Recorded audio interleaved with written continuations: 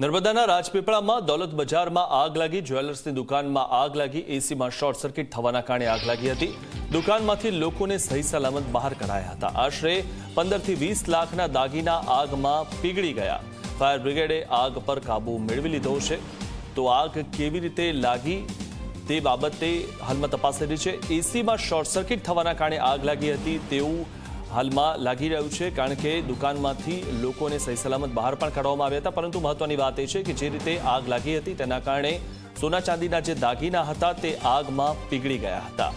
તો દુકાનમાંથી લોકોને બહાર કાઢવામાં આવ્યા હતા અને એસીમાં શોર્ટ સર્કિટ થતાં આગ લાગી હતી। ફાયર ફાઇટર્સે આવીને આગ પર કાબુ મેળવ્યો હતો। રાજપીપળામાં દોલત બજારમાં આગ લાગી, આ વિશે વધુ માહિતી મેળવી અમારા સંવાદદાતા જયેશ પાસે। જયેશ, જે રીતે આ આગ લાગી હતી, શોર્ટ સર્કિટના કારણે આગ લાગી હોય તેવું પ્રાથમિક દ્રષ્ટિએ જાણવા મળી રહ્યું છે, શું વધુ માહિતી?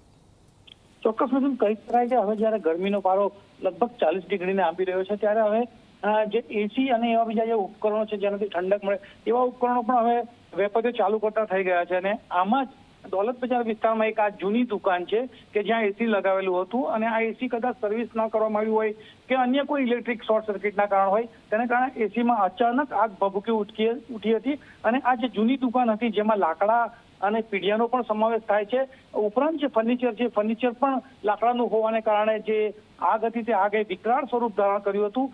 અને બહારની સાઈડમાં જે શોપીસમાં મૂકેલા દાગીના હતા એ લગભગ 15 થી 20 લાખ રૂપિયા જેટલાના દાગીના હતા, જેમાં સોનું અને ચાંદી હતા।